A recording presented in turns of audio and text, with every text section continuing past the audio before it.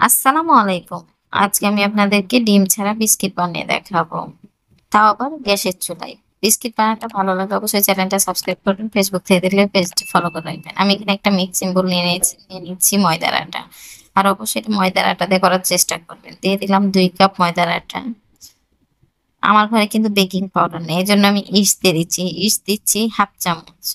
আর যদি আপনাদের বাসায় বেকিং পাউডার থাকে তবে অবশ্যই ইস্টটাকে এভয়েড করবেন। লবণ দিলাম ১ চিপ ঢাল, চিনি দিলাম 1/3 কাপ, তেল দিচ্ছি ২ চা চামচ।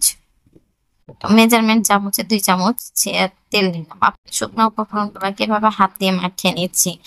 এ এভাবে শুকনো উপকরণগুলো মাখার পরে আমি দিয়ে দিচ্ছি গরুর দুধ। আর অবশ্যই বিস্কিটটা বানানোর সময় আপনাকে গরুর দুধ দিয়ে আটাটা মাখাতে হবে। গরুর দুধ না হলেও ফুটন্ত গরম পানিকে কুসুম ঠান্ডা করে আটাটাকে মাখিয়ে নিতে পারেন। আর এভাবে মাখালে অনেকটা পাউরুটির মতো ব্যাটার তৈরি করা হবে। এখন আটাটাকে ভালোভাবে এভাবে হাত দিয়ে মাখিয়ে নিতে হবে ১০ মিনিটের মতো। আমার কাছে আরেকটু আটাটাতে দুধ লাগবে তাই আমি একটু করে আটাটা দিচ্ছি। আটাটা অনেকটা নরম হতে হবে যেহেতু ইস্ট আছে।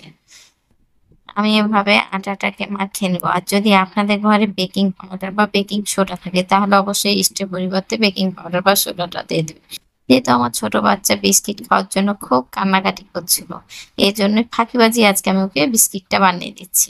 তবে এভাবে খাওয়ার পরে কিন্তু বোঝাই যায়নি যে এটাতে বেকিং পাউডার না ইস্ট দেওয়া আছে। ঢাকনা দিয়ে ঢেকে দিলাম ১৫ মিনিটের জন্য। ১৫ মিনিট পর ঢাকনাটা উঠে আবারও নেড়ে দিচ্ছি। দেখেন আটাটা কতটা নরম হয়েছে। আমি আটাটাকে আবারও ভালোভাবে মেখে নিব।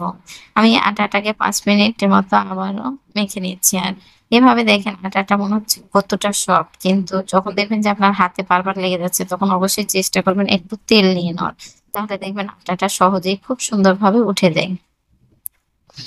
আমি এভাবে ৫ মিনিট আটাটাকে মাখিয়ে নিচ্ছি। আর এরকম আটাটাকে আমি টান দিয়ে দেখলেন যে আটাটা মাখানো কতটা সুন্দর হয়েছে।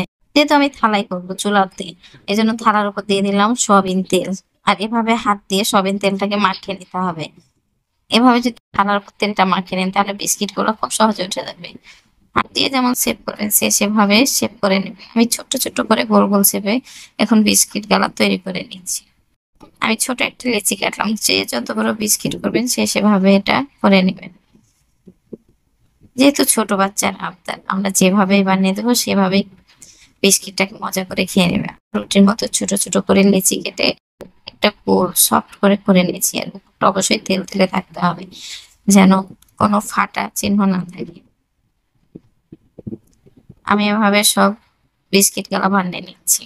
আর কিভাবে বিস্কিটটা বানাচ্ছি দেখে বুঝতেই পারছেন।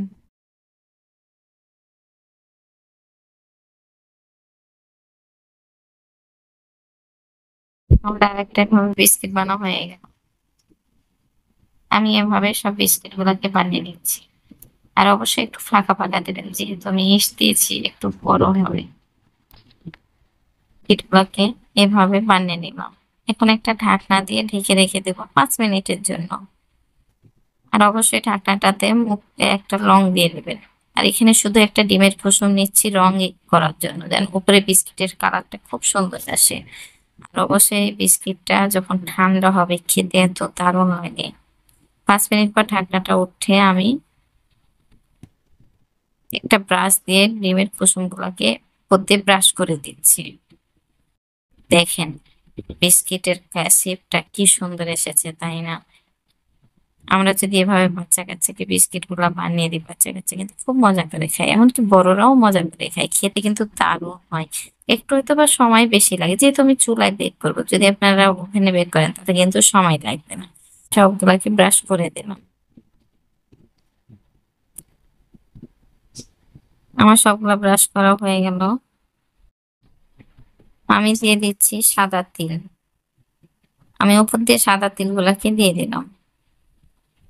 আর অবশ্যই এখানে তিলটা দেওয়ার চেষ্টা করবেন তাহলে বাচ্চা-কাচ্চা কিন্তু আরো মজা করে খাবে। আর যেহেতু একটা সাদা তিলে উপকার আছে এজন্য উপর দিয়ে সাদা তিলটা দেওয়ার চেষ্টা করবেন তাহলে দেখতেও ভালো লাগে খেতেও ভালো লাগে। আর এভাবে বিস্কিটটা বানালে কিন্তু বিস্কিটটা অনেক চিপসি হয়। আমি চুলার উপর ১০ মিনিটের জন্য এভাবে লো হিটে প্যানটাকে হিট করে নিয়েছি। এর উপরে একটা স্ট্যান্ড বসিয়ে থালাটাকে বসিয়ে দিলাম, ঢাকনা দিয়ে ঢেকে দিয়েছি। আর ঢাকনাটাকে আমি লং দিয়ে বন্ধ করে দিয়েছি, যেন বাইরে ভিতরের ধোঁয়া কোনো বাইরে বের হতে না পারে।